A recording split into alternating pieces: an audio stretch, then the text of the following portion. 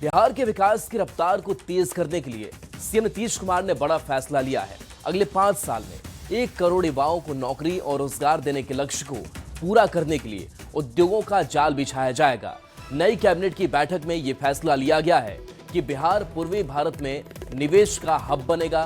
Global workplace बनेगा और इसके लिए एक उच्च स्तरीय समिति भी गठित कर दी गई है, जिसकी रिपोर्ट के आधार पर आगे तेजी से काम होगा। बिहार में न्यू एज इकोनॉमी विकसित करने के लिए कई अहम कदम उठाए जाएंगे। बंद पड़ी चीनी मिलों को शुरू करने के साथ ही नई चीनी मिल भी शुरू की जाएगी। साथ ही लोगों को नई तकनीक से जोड़ने के लिए आर्टिफिशियल इंटेलिजेंस मिशन की भी स्थापना की जाएगी।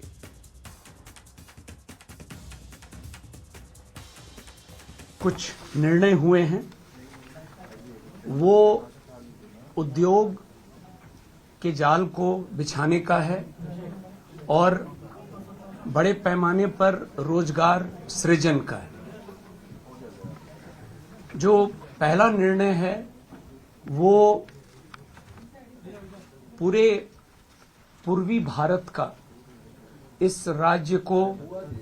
न्यू टेक हब के रूप में विकसित करना है और इस उद्देश्य से डिफेंस कॉरिडोर,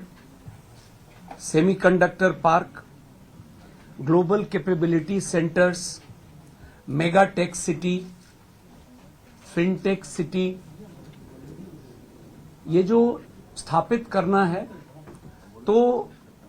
इस तरह की योजनाओं को कैसे स्थापित किया जाए,